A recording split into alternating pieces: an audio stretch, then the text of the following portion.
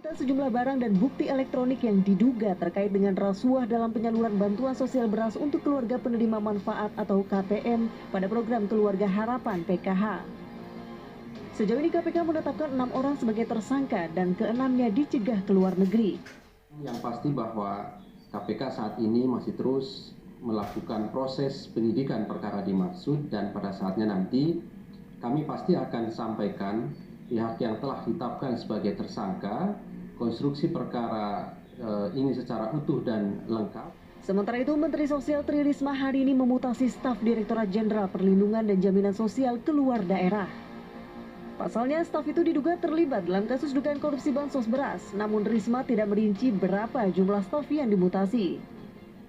Saya memang ada yang saya nonjokkan, tapi itu harus diperiksa dulu. Saya kalau melakukan itu karena saya bisa digugat, ya kan?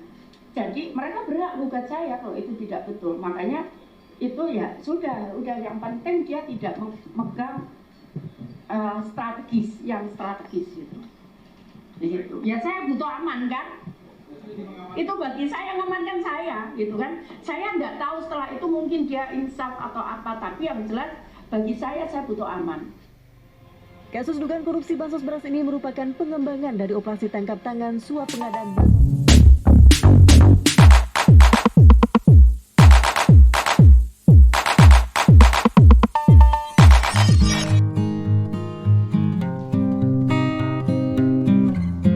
Assalamualaikum warahmatullahi wabarakatuh. Berjumpa kembali di channel Cendekia Muslim.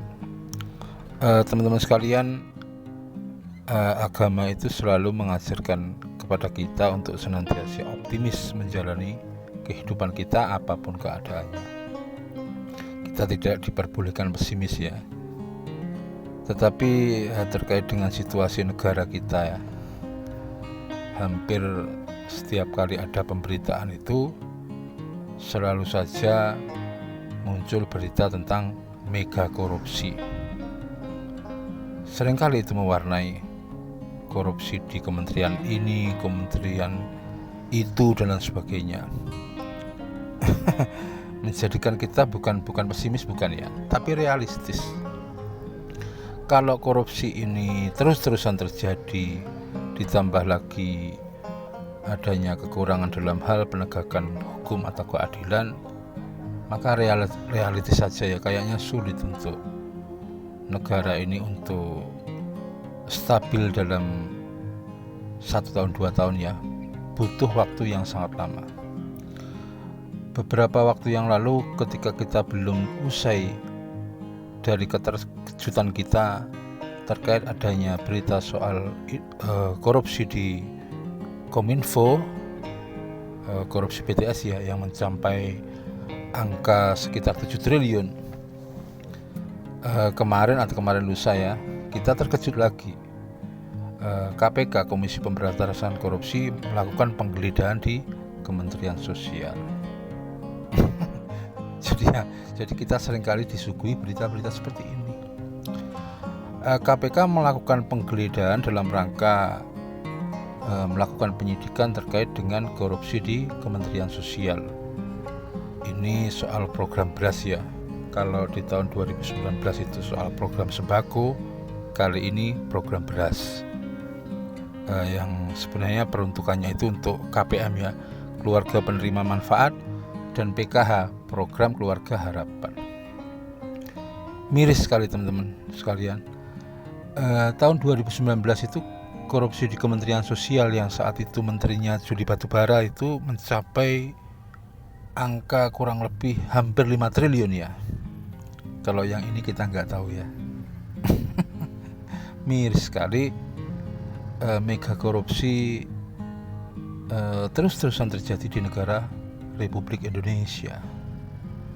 Jadi di saat masyarakat ini masih berjuang untuk mampu bertahan hidup di tengah situasi ekonomi seperti ini, kementerian justru menunjukkan prestasi yang sangat buruk dengan adanya korupsi yang terus-terusan terjadi dengan angka yang begitu fantastis. Dan ini teman-teman sekalian ya, mengingatkan kita pada apa yang pernah diucapkan oleh mantan Presiden Republik Indonesia keempat, beliau Kiai Haji Abdurrahman Wahid atau yang kita kenal dengan nama Gus Dur ya. Saat itu beliau mengatakan ketika beliau membubarkan dua departemen ya, Departemen Penerangan dan Departemen Sosial. Ketika beliau ditanya oleh Kik Endi selaku host saat itu ya, kenapa kok Departemen Sosial ini dibubarkan? Beliau menjawab karena disitulah sarang korupsi. Ketika Kik Endi, Bang Andi Noya kemudian, kalau ada korupsi kan yang harusnya yang dibunuh itu kan cukup tikusnya, jangan dibakar lumbungnya. Tetapi Gus Dur dengan jenaka dan jenius menjawab, ini tidak bisa kita hanya membunuh tikusnya karena tikusnya sudah menguasai lumbung. Dan itu ternyata sekarang terjadi. Memang sejarahnya Kementerian Sosial itu begitu banyak menteri yang kemudian menjadi tersangka ya. Kita masih ingat saat itu Bakhtiar Hamzah, kemudian Idrus Marham, Juli Batubara. Kalau yang ini kita nggak tahu ya.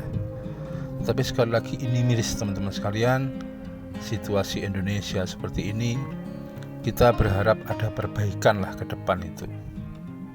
Tetapi kalau kita mengikuti apa yang menjadi teori dari Friedman ya, bahwa hukum itu akan berjalan dengan baik dengan 3 faktor ya. 1, perangkat undang-undang yang bagus. Yang kedua, SDM atau para penegak hukum yang bagus. Yang ketiga adalah kesadaran masyarakat. Selama 3 itu tidak ada, maka akan sangat sulit. Dan terkait dengan perangkat undang-undang ya, kalau menurutku, selama biaya perpolitikan di Indonesia berbayar tinggi, butuh biaya tinggi, dan budaya rekrutmen maupun promosi jabatan itu selalu diwarnai dengan KKN, maka korupsi itu akan subur terus-menerus karena akar masalahnya di situ. Kita masih bisa bayangkan lah, untuk bisa menjadi seorang anggota legislatif tingkat 1 ya, DPRD tingkat 2, kemudian DPRI, berapa miliar yang dibutuhkan. Apakah dengan modal politik yang seperti itu, biaya atau ongkos politik yang seperti itu begitu banyaknya, kita masih yakin mereka akan fokus terhadap tugasnya melayani masyarakat, ataukah mereka akan berpikir bagaimana mengembalikan modal atau ongkos politik yang sudah dikeluarkan. Jadi selama itu masih terus-terusan ada, tidak ada perubahan terkait dengan sistem perpolitikan di Indonesia, maka yakinlah kasus-kasus korupsi itu akan terus-terusan terjadi. Demikian kurang lebihnya, mohon maaf. Assalamualaikum warahmatullahi wabarakatuh. Sekarang adalah ketika Gus Dur membubarkan Departemen Sosial dan Departemen Penerangan. Kalau Departemen Sosial dulu, apa alasan persisnya? Sementara banyak orang terlantar yang harus diayomi oleh departemen itu. Persisnya itu, karena departemen itu yang mestinya mengayomi rakyat, ternyata korupsinya gede-gedean sampai hari ini. Kalau membunuh tikus kan tidak perlu membakar lumbungnya. Oh memang. Kenapa Anda bakar lumbungnya? Bukan, karena tikusnya sudah menguasai lumbung.